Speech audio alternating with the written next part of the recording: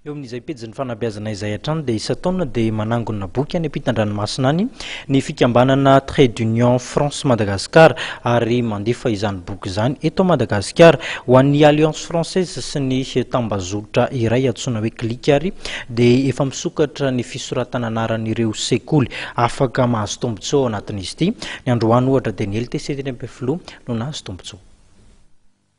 Mahatratra telonjato ireo boky natolotry ny fikambanana Trait d'Union France Madagascar any LTC Ampefilo ny tolakandro teo. Boky izay antenaina fa anampy ireo mpianatra sy ampitombo ny fahalalàn'izy ireo. Atr'izay dia ireo Alliance Française sy ny tambazotra CLIC na Centre de lecture, d'information et de culture no izaran'ny fikambanana Trait d'Union France Madagascar ireo boky vaovao izay angony any Frantsa fa efa misokatra amin'ireo lycée ihany koa ny tetikasa ankehitriny. Ny lycée technique commercial Ampefilo izay ahitana mpianatra 950 no nisantarana izany. Izy reto zany dia fanombohana ny fiara-miasa miaraka amin'ny lycée, izany hoe reto boky reto dia boky avy amin'ny association Trait d'Union France Madagascar, association anankiray any Frantsa sy eto Madagasikara, manome ny boky ho an'ny Alliance Française rehetra eraky Madagasikara sy ny réseau CLIC.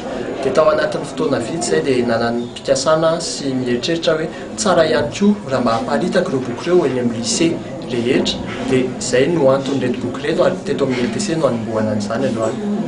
Tombony lehibe ho ny proviseur an'ny LTC ny fahazahoana ireto boky ireto izay apetraka ao amin'ny trano famakiam-boky ny LTC. Raha eto amin'ny lafin'ny fampianarana zany ka tiana hivoatsana ankizy ary lasa lavitra kokoa dia ilaina foana le vakiboky. Ilaina foana le vakiboky satria zany hoe manahaka an'ilay ankizy hiatrika an'ilay fianarana ataony mety manahaka an'ilay ankizy koa amin'ny lafiny hoe hiatrika an'ilay fiainana zany. Tokony hisy ny fanaraha-maso ataon'ny tambazotra CLIC amin'ny fiantraikany sy ny tombontsoa azon'ireo ankizy mpianatra amin'izao fanolorana boky izao raha ny hevitry ny proviseur. Aorian'ny LTC Ampefilo dia fantatra fa ny lycée Jules Ferry indray no ahazo boky fanomezana avy amin'ny fikambanana Trait d'Union France Madagascar.